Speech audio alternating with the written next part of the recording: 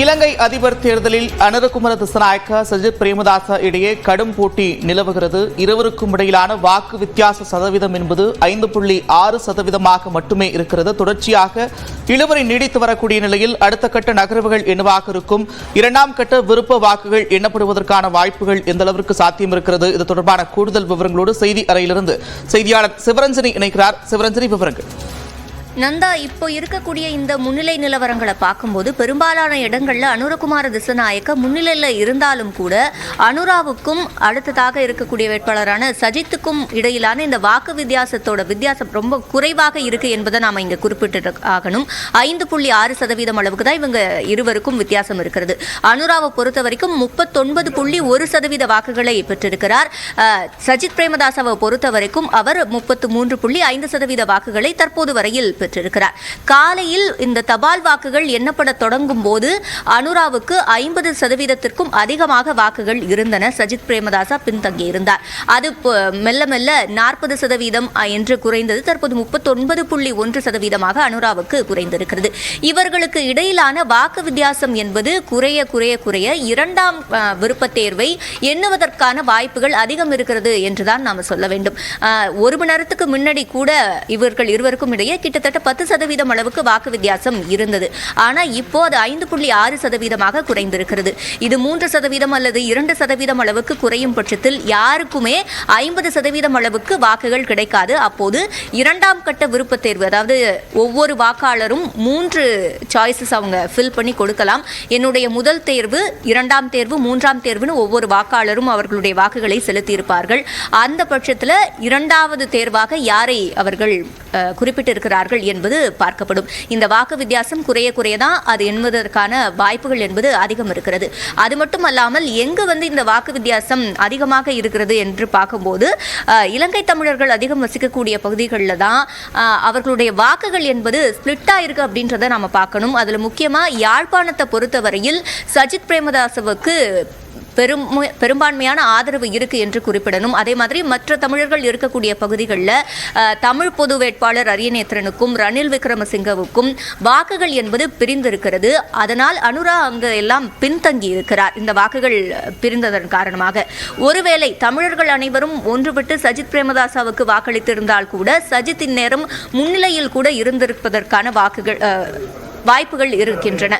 அந்த வகையில் பார்க்கும்போது இரண்டாம் கட்ட மூன்றாம் கட்ட வாக்குகளை எண்ணுவதற்கான வாய்ப்புகள் என்பது தற்போது அதிகரித்துக் கொண்டே வருகிறது என்றுதான் கூற வேண்டும். நந்தா, குறிப்பா வரலாற்றிலேயே இதுவரை இல்லாத வகையில இந்த இழுபறி அப்படின்றது நீடிச்சிருக்கு. எப்போதுமே 50% வாக்குகளுக்கு அதிகமாக பெறுபவர்கள் அதிபராக தேர்ந்தெடுக்கப்படுவார். தற்போது 50%க்கான வாக்குகள் பெறுவது மிக கடினம் அப்படின்றதுதான் இந்த முடிவுகள், முன்னிலை நிலவரங்கள் நமக்கு சொல்லுது. இரண்டாம் கட்ட விருப்ப வாக்கு எண்ணிக்கை அப்படின்றது தொடர்ந்தால் அதிலையும் இது போன்ற இழுபறி ஏற்படுவதற்கான வாய்ப்புகள் இருக்கிறதா? அப்படி ஏற்பட்டால் மூன்றாம் விருப்ப தேர்வுக்கு செல்ல வாய்ப்பு இருக்கிறதா சிவரஞ்சன்? நிச்சயமாக நந்தா, அப்படியும் வாய்ப்புகள் இருக்கிறது. இப்போ 4 வேட்பாளர்கள் இருக்கிறார்கள். இதில் முதல் 2 இடத்தில் அனுராவும் சஜித்தும் இருக்கிறார்கள். இவர்களுடைய வாக்குகள் அப்படியே வைக்கப்படும். அடுத்த கட்டத்தில் ரணில் இருக்கிறாரு. அதுக்கு அடுத்ததா தமிழ் பொது வேட்பாளர் அரியநேத்திரன் இருக்கிறாரு. இவர்கள் இருவரும் இந்த ரேஸ்ல இருந்து நீக்கப்படுவார்கள். இவர்கள் இருவருக்கும் வாக்கு செலுத்தியவர்கள், அதாவது இவர்கள் இருவரையும் குறிப்பிட்டு தங்களுடைய முதல் விருப்ப தேர்வாக குறிப்பிட்டவர்களின் வாக்குகள் எல்லாம் எண்ணப்படும். அவர்கள் யாருக்கு இரண்டாம் கட்டமாக வாக்கை செலுத்தி இருக்கிறார்கள் என்பது பார்க்கப்படும். அந்த வாக்குகள் அவர்களுக்கு செல்லும் பட்சத்தில் இது அதிகரிக்கும். ஒருவேளை அதுவும் இரண்டாம் கட்ட தேர்விலையும் யாருக்கும் 50% வாக்குகள் கிடைக்காத பட்சத்தில் மூன்றாம் கட்ட விருப்ப தேர்வு என்பது பார்க்கப்படும். இந்த டிஃபரன்ஸை பார்க்கும்போது தற்போதைக்கு இரண்டாம் கட்ட விருப்ப தேர்வை எண்ணுவதற்கான வாய்ப்புகள் தான் அதிகம் இருக்கிறதாக சொல்லப்படுகிறது. நிச்சயமா தமிழர்களின் பொது வேட்பாளராக நிறுத்தப்பட்டிருக்கக்கூடிய அரியநேந்திரன் 4ஆம் இடத்தை பிடிச்சிருக்கிறார். யாழ்ப்பாணம் உள்ளிட்ட பகுதிகளில் 2ஆம் இடத்துல தொடர்ச்சியாக நீடிக்கிறார்.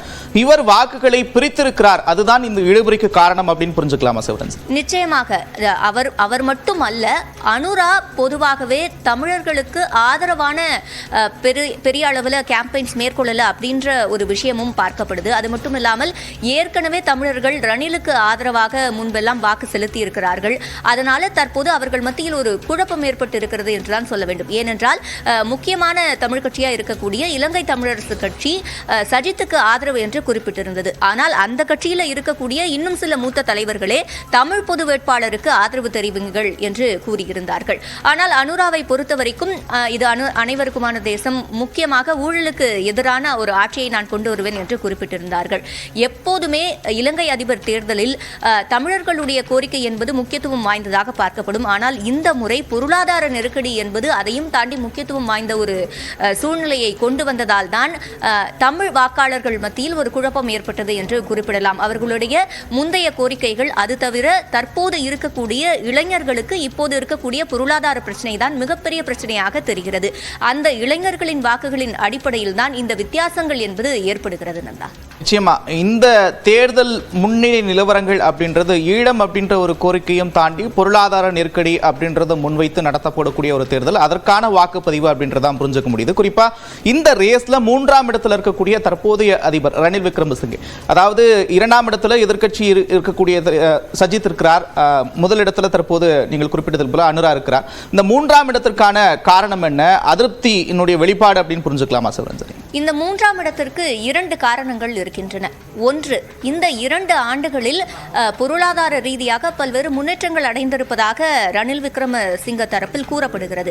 ஆனாலும் கூட இலங்கையை பொறுத்தவரையில் அவர்கள் சந்தித்த அந்த விலைவாசி உயர்வு என்பது இன்னும் இயல்பு நிலைக்கு திரும்பவில்லை என்பதை நாம் குறிப்பிட்டாக வேண்டும். அது மட்டும் அல்லாமல் ராஜபக்ச குடும்பத்தினர், குறிப்பாக கோத்தபய ராஜபக்ச 2022ஆம் ஆண்டு நாட்டை விட்டு வெளியேற்றப்பட்டார்.